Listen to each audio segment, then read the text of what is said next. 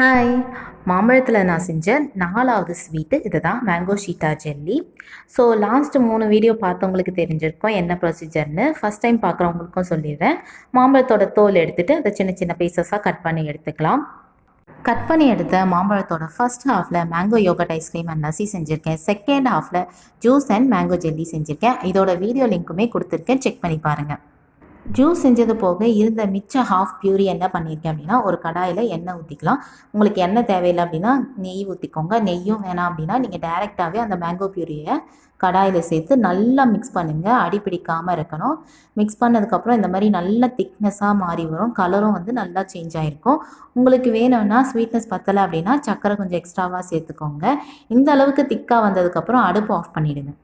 இது அப்படியே ப்ரெட்டு, சப்பாத்தி, தோசை இதுக்கெல்லாம் வந்து ஸ்ப்ரெட் பண்ணி ஜாமாக யூஸ் பண்ணிக்கலாம். அப்படி இல்லைன்னா நெய் சேர்த்துட்டு கொஞ்சம் நட்ஸ் சேர்த்திங்கன்னா அல்வாவாக கன்வெர்ட் பண்ணிக்கலாம். அடுத்து ஒரு பிளேட்டில் எண்ணெய் தடவி நல்லா க்ரீஸ் பண்ணிக்கலாம். இப்போ இந்த மிக்ஸை எடுத்து அப்படியே பிளேட்டில் ட்ரான்ஸ்ஃபர் பண்ணிவிட்டு அந்த பிளேட் முழுக்க நல்லா ஸ்ப்ரெட் பண்ணி எடுத்துக்கலாம். ஏன்னா இந்த மேங்கோ ஷீட் செய்யறதுக்கு இதுதான் மெயின் ப்ராசஸ்.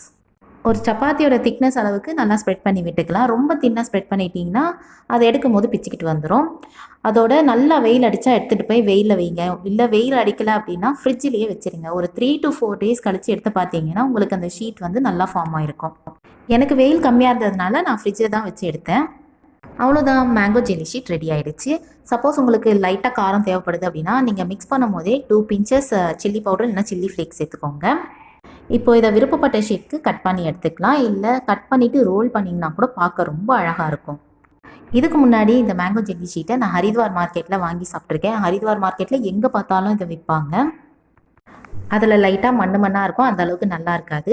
ஸோ இந்த மாதிரி நம்ம வீட்டில் செய்யும் போது நம்ம வீட்டு கிட்ஸ்க்கும் ரொம்ப பிடிக்கும். இது வரைக்கும் செஞ்ச மாம்பழம் ரெசிபியில் உங்களுக்கு எது பிடிச்சிருக்குன்னு சொல்லி கமெண்ட் பண்ணுங்கள். மாம்பழம் ரொம்ப பிடிச்சவங்க எல்லோ ஹார்ட் கமெண்ட் பண்ணுங்கள்.